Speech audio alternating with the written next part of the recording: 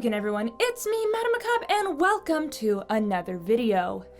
That's right, it is that special spooky time of the year again when haunted houses and attractions and hayrides and all that good stuff is up and running again. And if you're like me, you've probably gone to a bunch, worked in a bunch, and know a ton about the industry. But if you are not like me in this regard, you may not have actually gone to one of these before, or you've only been to a few, even if it was a long time ago. Today's video is for those people who are rather unfamiliar with haunted houses.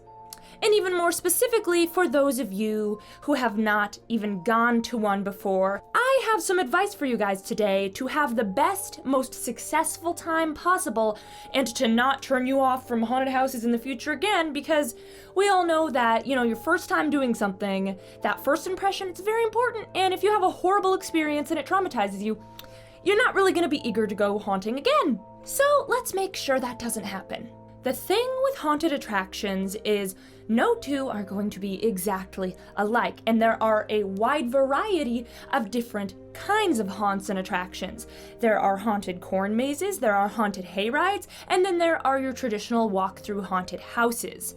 First and foremost, if you would like to go to your first haunted attraction, the first thing you're going to need to do is find what attractions are available locally around you. You may have a ton of different things to choose from. You may need to start narrowing it down, or the choice may be easy and you may only have one or two nearby you. All three of these different types of attractions are going to offer different experiences. Obviously, in a corn maze, you're going to be walking through a maze and there are going to be critters jumping out at you. If that is your cup of tea, that may be something you'll enjoy. Or a hayride, you're literally going to be riding through an area and creepy stuff is going to be happening around you. That allows you to get the scares without having to be directly close and personal with the actors in most cases. And then my personal favorite, the traditional haunts, where you walk through and you get those scares up close and personal. So you can think over the type of experience you want, or even better, you can try all of them. One thing to keep in mind with this is, where do you live? The place that you live, the kind of weather you get this time of year, will play an important role in how much fun you'll have if it's an indoor or outdoor haunt. Now, most haunts will have somewhere listed on their website and information whether it's an indoor or outdoor haunt. My home haunt, the Fright Factory, they advertise a lot because we're in Washington State where it rains a ton. A big advertising point is that we are 98% indoors, which means you're not gonna get drenched. But if you are in a warmer state, that may not be a concern for you, but that's one thing, depending on where you live, you may want to keep that in mind. Another thing to keep in mind is cost point. Different haunts have prices all over the spectrum. And do keep in mind that just because it's the most expensive doesn't necessarily mean it's going to be the best haunt. My home haunt is one of the most affordable in the state, and we keep winning awards year after year after year. The owner just really likes to keep it affordable, doesn't say anything about the actual quality. And some of the ones that are more expensive actually include multiple attractions. There's another local one that has like 3 different things you can do, so though you're paying more, you're getting more experiences. Yet another thing to keep in mind when picking your haunt. The final thing you should be keeping in mind when choosing a haunt is, how easily frightened are you? How anxious are you about this? Because different haunts are different intensity levels. You can read lots of reviews and things to sort of figure this out. Not everywhere is going to be openly advertised, but something like, a haunt done at a local school is not going to be anywhere near as intense as some of these ones that are professional, big theatrical productions. And some of the big theatrical ones will have like kids' nights and lights on nights, so there are ways to sort of get a taste of it without going full balls to the wall, getting traumatized. But certain places will go harder than others, so it wouldn't hurt to do some research into that before settling on your haunt. Another very important tip I can give you guys is, regardless of where you're going, always wear good footwear going to a haunt. I feel like most of the time they're gonna be in kind of outdoorsy, older building type environments. Even if they're indoors, a lot of the time there's things you can slip on, there's rough terrain. It's just, you don't want to be that poor fool that goes to a haunt wearing stilettos. It's not going to end well, especially if you get a good scare and you try and run and your heel breaks and everybody has a bad time. Another thing to keep in mind if you are going to do a haunt and you were easily frightened, there are emergency exits all over the haunt. I personally wouldn't recommend using them unless there's literally an emergency, because after all, you have paid generally a decent amount of money to go through this production, and if you chicken out and have to go through one of the emergency exits before you finish the show, you're not going to get a refund. Most places, almost all places, literally unless there is some sort of medical emergency, if you chicken out and need to go out the chicken exits, no refunds, that's your experience. So just think this through, you know? And if you are really freaked out, but you really want to do this, and you're kind of looking for tips in getting through it and having a good time, there are some things you can keep in mind. In all haunted houses, except for those very few intense ones where you have to sign a waiver, and I promise you the regular haunts are not those ones, you'll know which ones those are.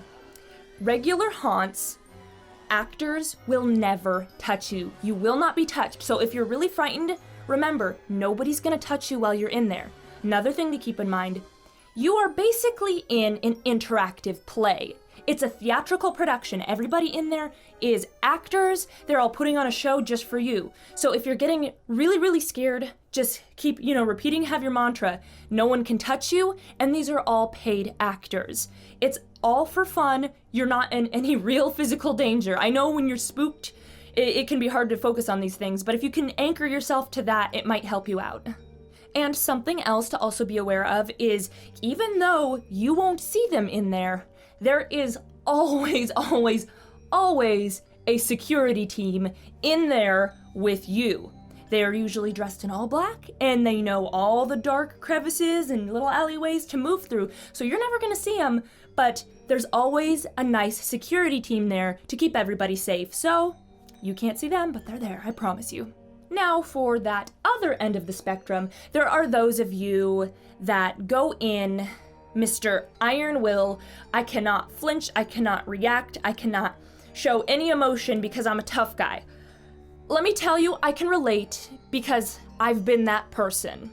Having worked in the haunt industry for over 10 years, I used to be the type of person where I'm like, I can't let anyone scare me. I'm in the haunting business. I've got to iron will it. I gotta keep my face sturdy and straight and can't show any reaction.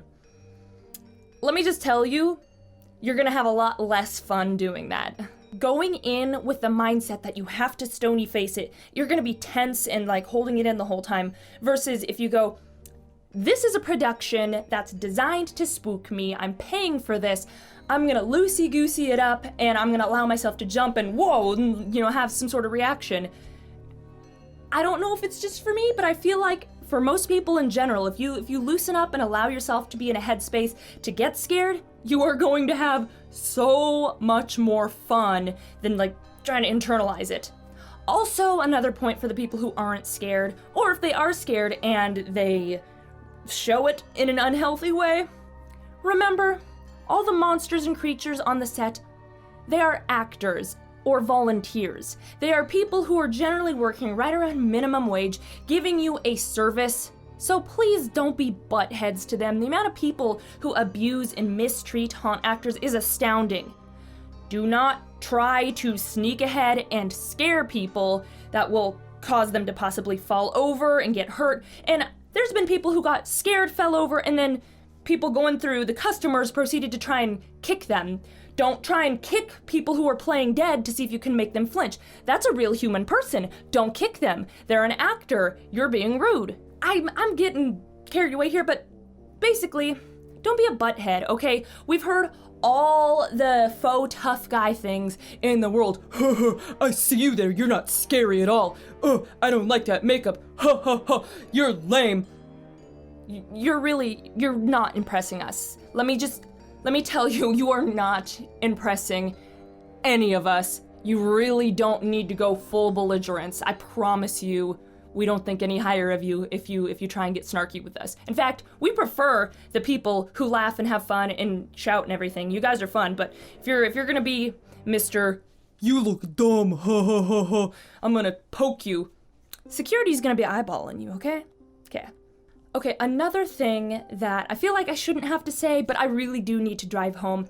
This is 9 times out of 10, always, always, always in the rules on the website, posted outside in the rules everywhere, but people still manage to break these rules just about every night the haunt runs. Do not bring a flashlight in with you. Do not use your phone as a flashlight. Do not use a external light source at all. We put a ton of hard work into getting the scenes set just right with careful lighting and all these things to make it look nice for you. And on top of that, the actors in there are in the dark. Their eyes have adjusted to the darkness. If you go in and you blind them with your light like a butthead just so you can feel less scared for an experience you paid to be scared at, or to find your way through a maze when you're intentionally supposed to be lost, it's a maze, it throws the actors off. They lose their night vision. They can't like reset their scare in time. They're gonna have like these orbs burned into their eyes. It's not allowed for a reason. Don't bring a light with you. Don't be that person. Also, you are not sly when you try to record. No recording is allowed for a good reason. I know that you think it'd be a lot of fun to be able to rewatch, the getting scared and all that, but the thing is, the haunting world is a competitive industry. We have to protect our secrets because we don't want other haunts seeing what we're doing and then taking our ideas. So we gotta protect the intellectual property.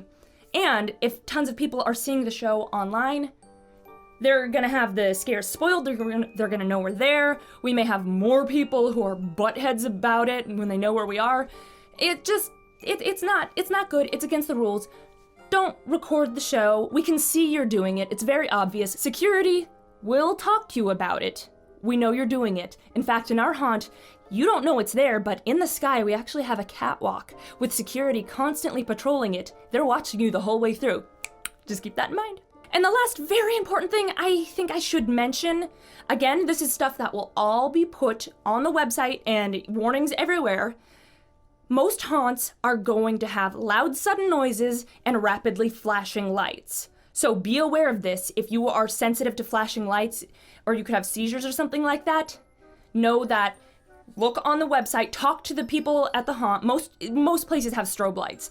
So be aware of that and don't put yourself in danger. We've had guests go through and then they literally go into the strobe room and then they're like, oh, I need my sunglasses, and they're like, why did you come through if you can't be through strobe lights? It's advertised everywhere. We have big warnings. There are strobe lights, there are loud sudden noises. If you have heart issues, if you have all these things, be your own advocate, don't go in, okay? Mamma mia, a lot of this stuff feels like it should be common sense, but I gotta remember, for people who don't do haunts, and if you're new to this is good stuff to know. So, in closing, my little recap, if you are super iron-willed, you're not scared easy, you find yourself really tough, try and loosen up, try and enjoy the show. It's a whimsical, fun environment. No one's gonna think any less of you if you jump and have whoa, like reaction in a place literally designed to get scares out of you. Let yourself have fun. I promise it will be more worth your money to do that. And if you are very easily scared and you're very anxious about going, remember, it's a theatrical production. No one's gonna touch you. They're all there to put on a good show just for you. You're in no physical danger. Just you keep reminding yourself that it's all just a show. Alright guys, I hope that was somewhat helpful for any of you who are new to doing haunts and all that. That's about all I can think of right now, but it should be enough to get you through and have an excellent first couple haunts. I hope you enjoyed the video, and I will catch you all next time with another one. Until then, remember, stay creepy.